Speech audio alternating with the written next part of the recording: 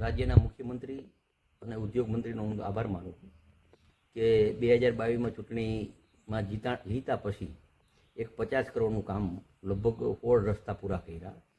બાકીના 400 કરોડના એ 31 રોડ અત્યારે કામ ચાલુ છે. અને ત્રીજો સ્ટેપ છે એ લગભગ ઉદ્યોગમાં નાના મોટા રોડ આવતા હોય જેટલા પણ આવતા હોય છે એમાં લગભગ 95% રોડ એ લગભગ 1200 કરોડના ખર્ચે આ સરકારે એને તાંત્રિક મંજૂરી આપી દીધી છે. એટલે એક અત્યારે લેટર આપ્યો છે.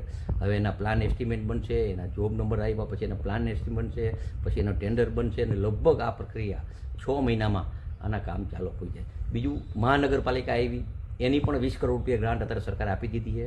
આનું એસ્ટિમેટ કરીને એ બધું કામ ચાલુ થાય એટલે બીજા પૈસા આપશે.